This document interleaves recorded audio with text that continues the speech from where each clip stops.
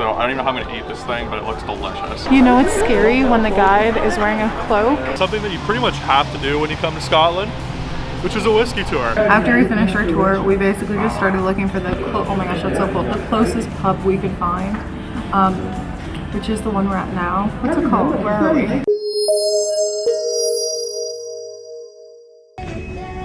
Good morning, guys, and hello from the Stansted Airport Lounge. So we are off to Edinburgh this morning, and we have to get up really early because the bus schedule on Boxing Day is not great, and we basically had the option to get a 7 a.m. bus or a 10 a.m. bus, which would not have got us for our flight at 10 a.m. So that's why we're here. Thankfully, I had a few lounge passes hanging around, so we're sitting in the lounge enjoying a free breakfast, and then we're off to Edinburgh.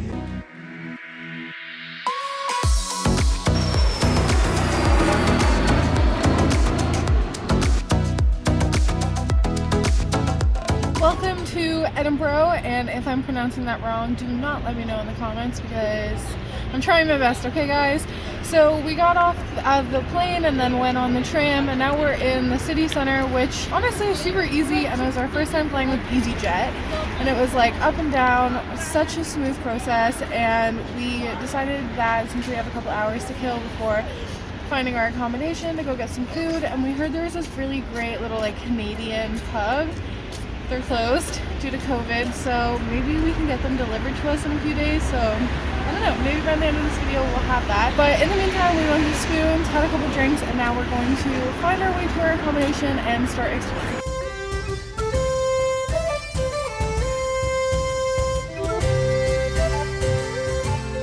Alright guys, so we just checked in. We are staying at the Destiny Scotland Malthouse Apartments. So Destiny Scotland owns a few different like apartments here in Edinburgh, and this place is actually super nice. It's actually an old whiskey storage facility that's now been turned into apartments. So I'm gonna give you a quick little tour here. First up, right when you walk in, you got the bathroom here.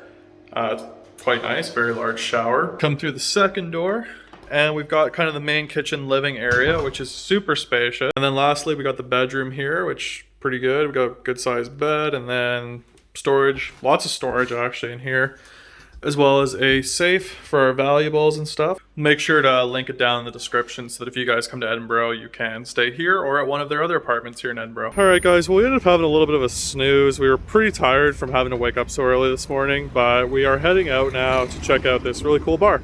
And if you can't tell by how I'm dressed, it's freezing. This is the closest we've had to anything that resembles a Canadian winter. Still no snow, but we'll see. Don't let this barbershop facade fool you. If you walk down the stairs and through the bookshelf door, you'll instantly be transported into the 1920s in this Prohibition-style speakeasy. Panda Sons offers high-end cocktails in a cozy setting. If you're in Edinburgh, definitely make sure to give this place a try. Alright guys, so we just got back from the speakeasy. That was a really cool spot. I've never been to one before, and yeah, it was really cool. Yeah. The theme of the trip so far on day one seems to be us planning to go to certain restaurants and then being closed. I think that's what happens when you travel on Boxing Day, but also during a pandemic. Yeah, so we just ended up stopping and grabbing some like cheeky kebabs. That's what we're gonna do for dinner tonight. Nothing special, but hopefully better tomorrow. Yeah, so that's it, and we're gonna just have some tea, eat some food, and we'll catch up with you in the morning. Morning guys, day 2 here in Edinburgh, and we're starting off our morning by checking out the Christmas market. So Edinburgh actually has one of the coolest Christmas markets in all of Europe apparently. So we're gonna go take a look around, hopefully get a little bit of food, and then we'll see where the rest of the day takes us.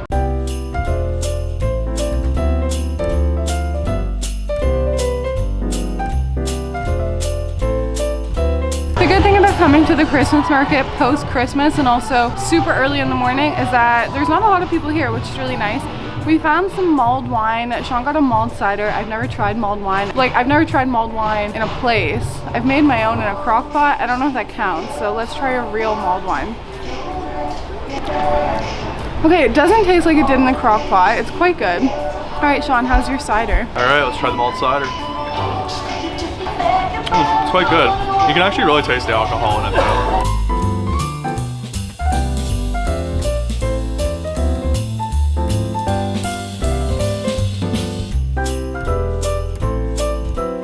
So yesterday I made a joke that every food place we tried to go to didn't have what we were looking for, closed or whatever.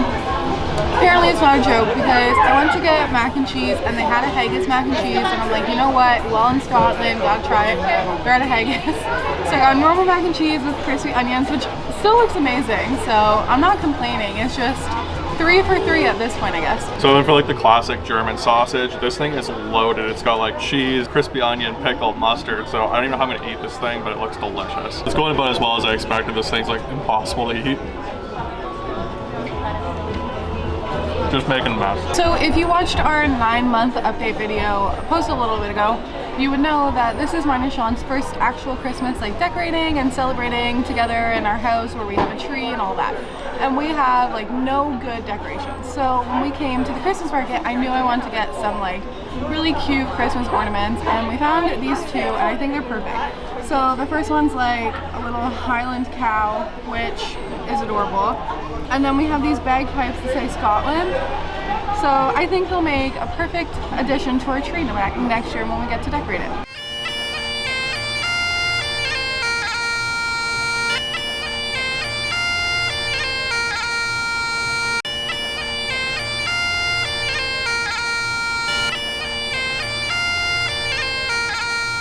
Alright guys, so we just finished up at the Christmas market and now we're making our way up through the old town, and as you're wandering through the old town you'll see these little like alleyways which are called closes, and they're from the medieval times, and basically they were like these little alleys that connect the different main streets of the old town. They're kind of cool, a little bit creepy I'd imagine if you're walking through them at dark. We are going to make our way up here as we're heading to the castle, so come explore with us.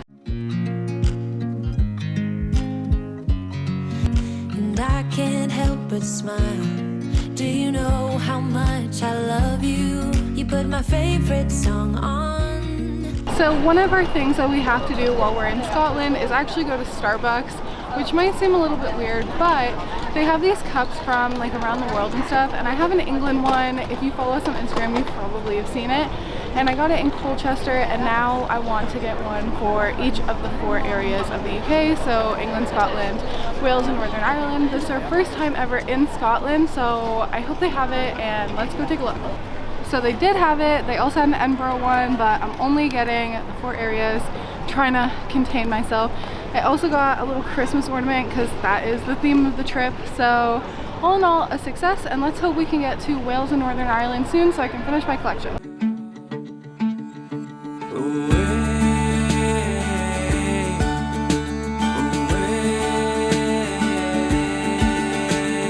So we've just been wandering through the old town, and now's a great time for a fun fact. So if you look behind me, that is the Scottish coat of arms, and you'll notice there's a unicorn on it, and that's because the unicorn is actually the national animal of Scotland. Unfortunately, we haven't seen one yet, but maybe if we keep looking, we'll happen to find one. So we made it to the top of the hill that holds Edinburgh Castle, and if you look behind me, you can see this absolutely stunning view. We're lucky enough that today is a nice blue sky. Yesterday was really gray, so feeling very lucky, but beautiful view this way. And then if you come this way, there's the castle. So the castle is over 1,000 years old, and it is actually on top of an extinct volcano, which is pretty cool. Arthur's Seat is also on top of an extinct volcano, and we're hoping we can see it, but weather depending. Should have gone today, truthfully, because today's beautiful. So because of COVID, we had to buy like a timed entry ticket, and our entry's at 1:30. It's 1:15 right now, so we have a few minutes to kill. So we thought we'd show you the other side of the view here from on top of the hill. And you can kind of see what Alicia's talking about. It's not like super blue here, but relatively speaking for Scotland, these are pretty blue skies.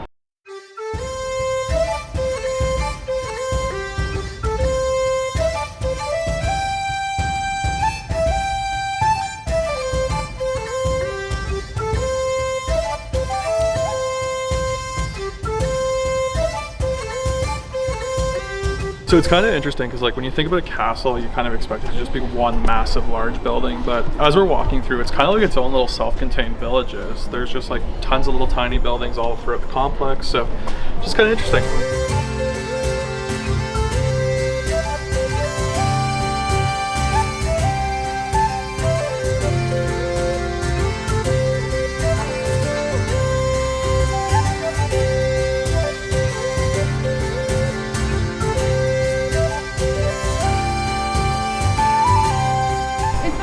Experience coming to Edinburgh Castle, because for me the only real castle I've been to is Castle in Toronto, which if you compare the two, it's like night and day. Toronto is very much a modern, newer city, so this is very like historic and medieval and just what you would want and hope a castle would be.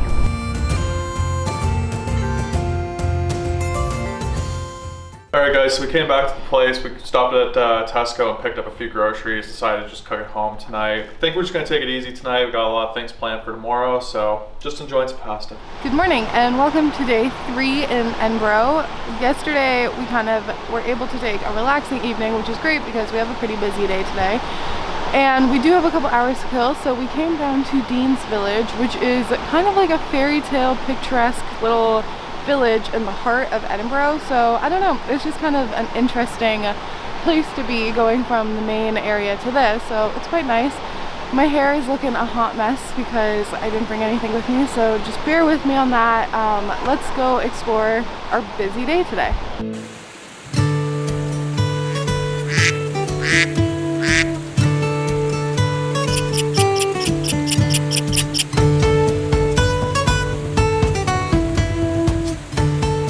Alright guys, so we just finished up our walk in Dean Village. It was absolutely beautiful, as you'll see there. Just a nice little tranquil oasis in the middle of Edinburgh. But now we're going to do something that's a little more up my alley and something that you pretty much have to do when you come to Scotland, which is a whiskey tour. So we're doing this tour with Johnnie Walker. It should be an interesting experience. Alicia's not a big whiskey drinker, but let's go drink some whiskey anyway. Alright guys, so we're just waiting for the tour to start. But before the tour, we actually had to fill in like these quizzes basically, which give them like a flavor profile for us. So we both got pink. They have a bunch of different wristband colors depending on how your quiz results come out, so they actually tailor the experience to you, which is pretty cool. The tour kicks off with a great introduction to the history of Johnnie Walker. The 90-minute, highly immersive experience is designed to stimulate all of your senses. The tour does include 3 drinks, but there's also a non-alcoholic option for those that are driving or just don't really like whiskey. You can opt to stick with the flavor profile that you got with your quiz results, or mix it up. Even though we both got fruity, we tried the creamy drinks and actually liked them a lot better. If you decide you want to take a bottle home with you, you can also get 10% off in the store just for taking the tour. Even if you're not a whiskey fan, this tour is a must if you're in Edinburgh. So we just finished up our tour and it was actually really cool. I know that Sean made it sound like I was a skeptic, and he is right, I definitely was a skeptic, but it was amazing. I'm still not a huge whiskey person. The drinks were good. One was amazing. It was like the creamy version of the highball. I don't know, if you go, definitely get it, like 10 out of 10. But overall, it was a really cool experience. I would highly, highly recommend it. Even for someone who doesn't like whiskey, it was just so cool to learn about and see, and I don't know, I'm feeling good. That might be the whiskey talking. Sean's probably feeling even better. But we're definitely starving now and we're gonna go find something to eat. We're just walking along, and this is a good time to tell you a fun fact about me. Not really about Scotland, but maybe a bit. So we keep seeing things about like Alexander Graham Bell, who, if you've been living under a rock, is the guy who invented the telephone. So I'm from a small town in Canada called Brantford, and we have two things going for us. The first is that that's where Wayne Gretzky's from. The second is that apparently that's where the telephone is invented. Still skeptical about this, but apparently. But anyways, we keep seeing like Alexander Graham Bell signs. Apparently it's because he's Scottish. So just a fun aside, because I guess like any town will just pull out any little thing of relevance and make it part of their personality, I guess. Alright guys, so for lunch we've come to this place called Oink. It's like a small chain here in Edinburgh that does pulled pork sandwiches. That's basically what they do. They've got like your stuffing option, your sauce option. It's really cheap too, like it ranges from £4 to £7 depending on the size of the sandwich you get. So let's try it out. Here we go. It's really good, just messy. Alright guys, so we are going on our second tour of the day here. Alicia has reluctantly agreed to come on a ghost tour with me. So Edinburgh has a very haunted history, and what we're going to be doing is going through the underground vaults.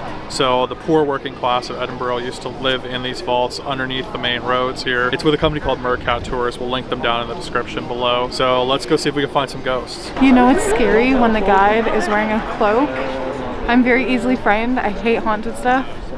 I'm not excited about this. Our tour began at street level, where we learned a little bit about Edinburgh's dark history before descending into the vaults. While I'm sure Alicia is thankful we didn't have any ghostly encounters, the ambiance of the vaults definitely had us peeking over our shoulders to make sure nothing was following us home. So we made it out of the vault alive and only mildly frightened. So we were one of the lucky tours that didn't have any hauntings, or unlucky depending on kind of what you want out of this tour. So if you want to have the chance to get frightened and hear some haunting stories about Edinburgh, definitely go check it out. It's pretty cool. I'm personally glad that I didn't see any ghosts, but I'm sure Sean's a bit disappointed. Okay guys, so we couldn't come to Scotland and not try haggis. I've decided to go with a little bit of a different twist though and gotten haggis tacos because you know what, why not? Let's mix it up a little bit. First try. Okay, it's pretty good. Like, haggis is basically just like minced meat, so this is kind of what it tastes like.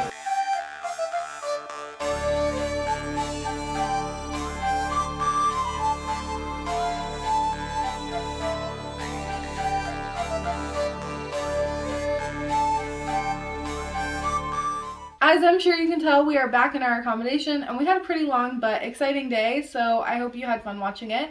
We finally got to try haggis. So Sean got haggis tacos, I got haggis nachos, and being a picky eater, that was kind of like the compromise within myself that I was willing to do, and honestly they were pretty good.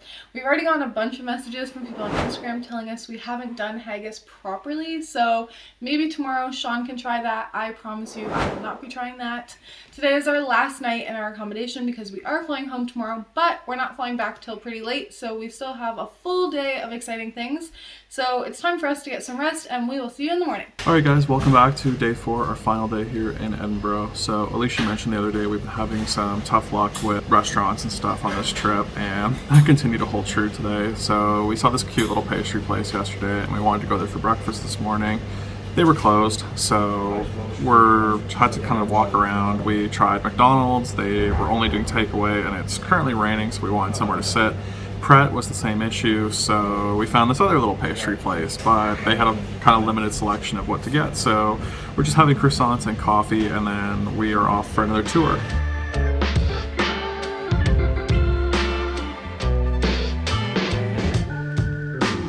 I've kept you waiting long enough. I'm sure the suspense is killing you. You're probably wondering what our next tour is.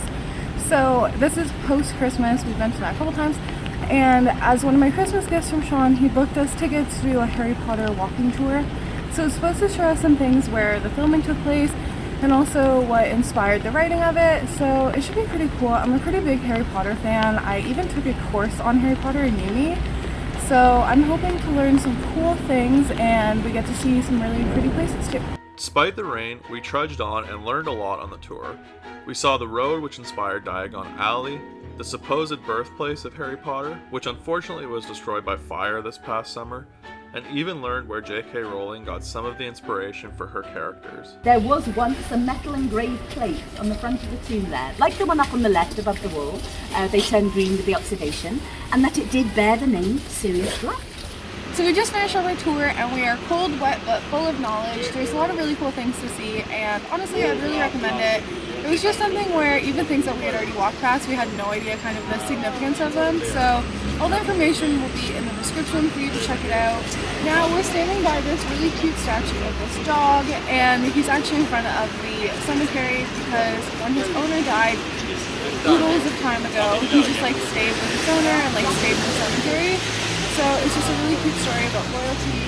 You're not supposed to touch his golden nose, but people do. I guess like some tour guides tell you to, and that's started this whole thing, but if you come, don't touch the nose. After we finished our tour, we basically just started looking for the, oh my gosh, that's so cool, the closest pub we could find, which is the one we're at now. What's it called? Where are we?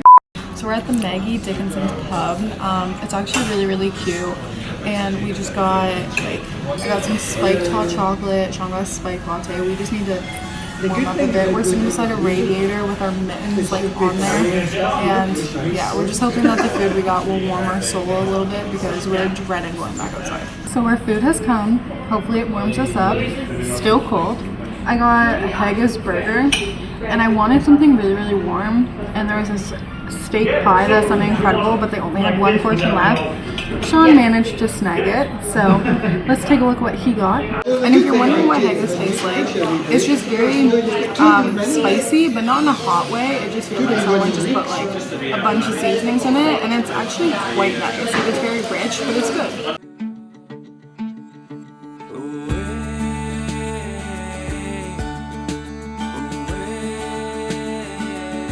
Alright guys, so we're feeling nice and refreshed after that lunch and warmed up a little, so we thought we'd do one more kind of little walk through the old town here before we head back to the airport. And we actually haven't been inside yet to check out St. Giles Cathedral, which is sort of the main church here in the old town. It dates all the way back to 1124, so it's got a lot of history, and we're just going to go inside and take a look around.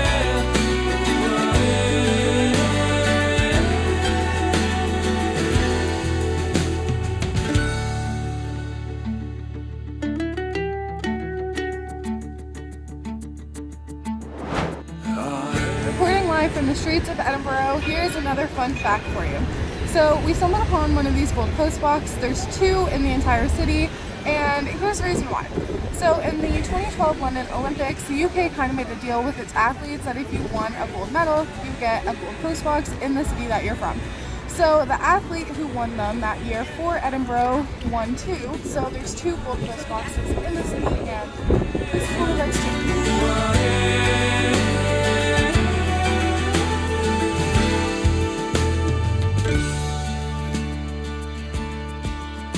Alright guys, so our time in Edinburgh is coming to an end. We are back at the airport now, just waiting for our flight. This is actually going to be our last trip of 2021, so thank you guys for everybody that's followed along so far. We really appreciate the support, especially as a new channel. Please be sure, if you haven't already, to hit that like button and subscribe. It really helps and means a lot to us. And we look forward to seeing you guys again in 2022.